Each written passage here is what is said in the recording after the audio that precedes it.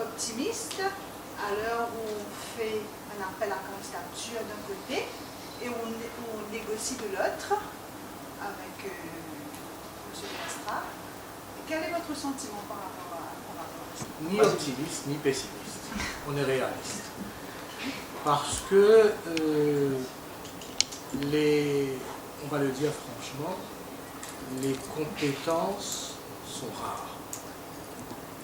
Pour avoir un directeur général qui soit capable de mener à bon port le service public, il n'existe pas beaucoup de personnes qui, à mon avis, qui comprennent l'audiovisuel, les enjeux de l'audiovisuel, et qui ont cette vision large et cette volonté de se soustraire à l'influence politique. Donc on a fait effectivement appel à des candidatures externes. On a eu un certain nombre de candidatures, ce qu'on nous a dit, mais tout est resté là. On entend dire, et ça a été confirmé par Jean-Claude Lestrade lui-même, qu'il est en négociation. On ne sait pas si cette négociation va aboutir. Ce qu'il faut, c'est bien sûr une personne qui pourrait, comme je l'ai dit, reconcevoir, réimaginer la MBC. C'est fait preuve d'un manque de respect envers tous ceux qui ont rempli des formulaires d'application, des postes qui étaient proposés à ceux qui étaient intéressés. Parce qu'on n'a même pas pris la peine de demander à ces gens-là, quels qu'ils soient, ce qu'ils avaient en tête, ce qu'ils voulaient proposer, quelle télé, radio, public ils envisageaient, comment on fait ça. On n'a même pas proposé un débat, quelque chose là-dessus pour savoir quoi faire. La solution serait venue de l'intérieur. Pourquoi je vous dis ça? Parce que nous on sait dans quel état on est. On sait qui est qui fait quoi, comment les choses sont arrivées, comment elles sont arrivées, etc. Et aussi prétentieux que ça puisse paraître, je ne pense pas qu'on aurait fait pire, qui que ce soit de l'MBC qui prendrait ça, qu'on aurait fait pire que ce qui a été fait jusqu'à maintenant. On ne peut pas dépenser plus d'argent, on en a plus. Donc on peut peut-être faire des économies et aller à l'essentiel sans faire de pression. Ça aurait aidé tout le monde en respectant ce qu'on a à faire, parce qu'il ne faut pas froisser les uns et les autres. On a un travail très sensible d'équilibre. Et peut-être que la presse n'en est pas consciente, parce qu'on fait beaucoup de choses pour la population dans son ensemble. Il y a des langues qui ne seraient pas, par exemple, promues si l'MBC ne diffusait pas des émissions dans ces langues-là, parce que la presse écrite et les radios privées ne vont certainement pas passer des débats en Bhojpuri, etc. Je n'ai pas l'impression qu'il y a eu un commentaire, un édito, quelque chose, pour analyser comment on sort d'une situation de nomination de M. Pritam Parmessa, fin décembre 2014. Il est resté 8 mois, enfin à peu près. Et puis il y a un appel de candidature, visiblement sans s'en douter un peu, c'était pour gagner du temps, enfin je ne sais pas trop.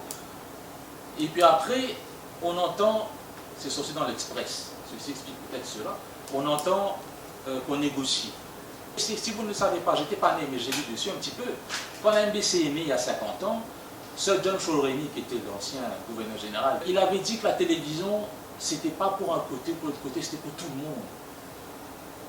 Tout le monde. On est tous concernés par ça. Ça nous façonne ce qui passe à l'antenne. Et on est concerné, il est temps qu'on dise ce qu'on a envie de faire avec. Ça, les choses ont changé. Donc ça, c'était l'occasion, juste pour finir, c'était l'occasion de faire parler tout le monde. Après, on aurait négocié avec la meilleure personne, quelle qu'elle soit, pardon. Nous avons une radio-télévision nationale qui est essentiellement de service public. Il ne s'agit pas d'une institution qui devrait faire du journalisme d'État. Donc quand on parle d'État, on parle évidemment de gouvernants. Quand on parle de gouvernants, on parle éventuellement de partis politiques et de politiques partisanes. Que nous avons au fil des années, au fil des décennies, un sureffectif. On a rajouté des gens au fur et à mesure, au gré des fantaisies. Cela ne veut pas dire que tout le personnel n'est pas valable. Il y a des gens extrêmement valables au sein de l'institution.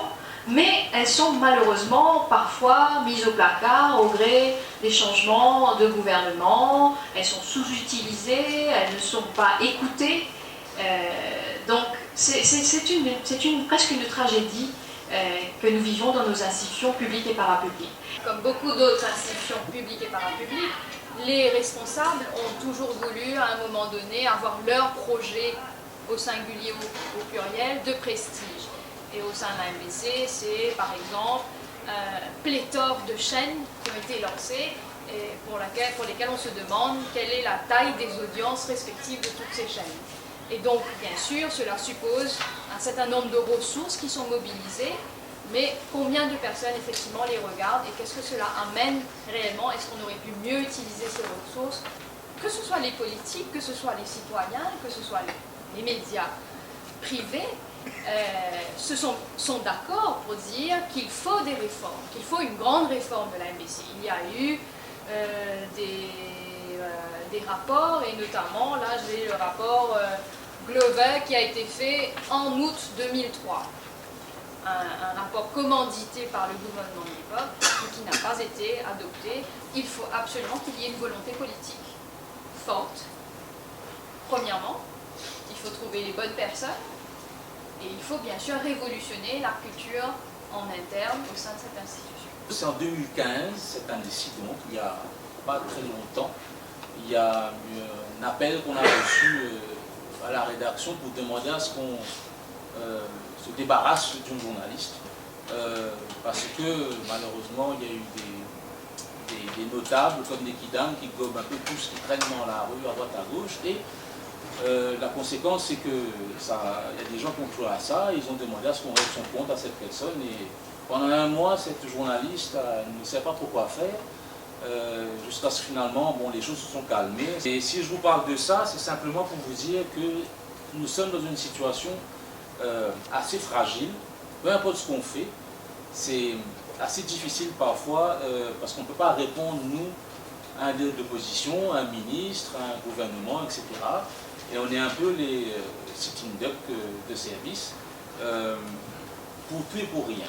Peu importe le gouvernement finalement, on s'en est bien rendu compte que ceux qui sont là-bas depuis un moment, c'est pas, les couleurs importent peu, si un fusil va sauter, c'est forcément le journaliste qui va payer, c'est un peu la réalité quotidienne. Si d'abord les politiciens ne changent pas, c'est difficile pour nous d'évoluer.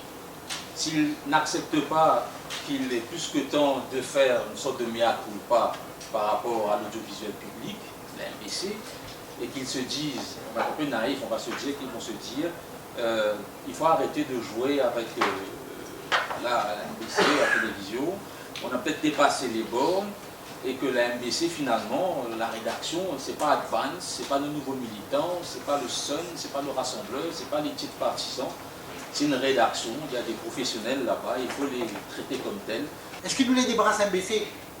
La réponse est quasiment non. Non, nous parlons de débarrasser MBC. La MBC, les primordial qui nous besoin et une télévision, pas d'État, une télévision publique, dans l'espace audiovisuel du pays.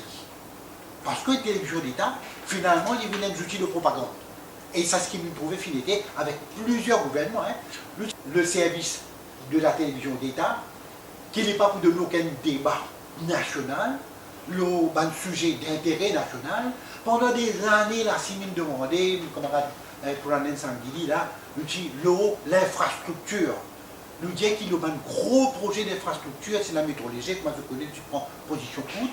Nous dit qu'il y a un débat national, un produit qui bouffe une partie énorme du budget national.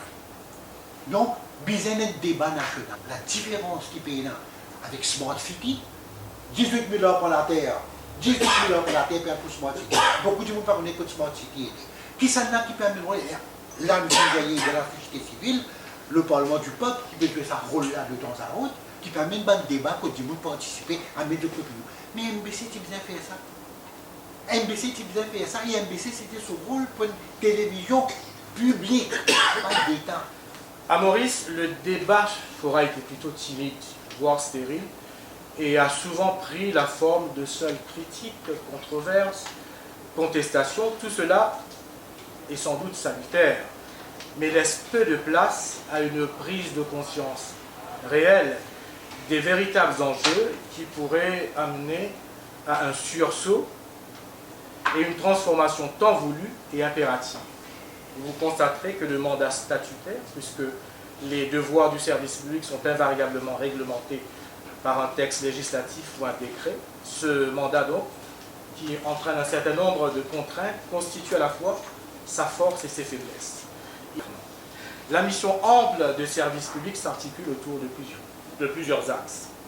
Il y a d'abord ce qu'il convient d'appeler le triptyque généraliste, informer, éduquer et divertir, pour aider à la formation des opinions dans la démocratie. Le service public n'est-il pas d'ailleurs un produit du processus démocratique?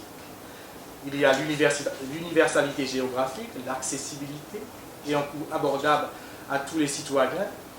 C'est une exigence primordiale du service public. Puis le service public doit refléter la variété des intérêts, les différents courants d'expression citoyenne, y compris ceux des minorités, pas seulement ethniques, et le pluralisme de la société, ce qui implique un contenu diversifié des émissions proposées et la diversité des publics ciblés et des sujets traités.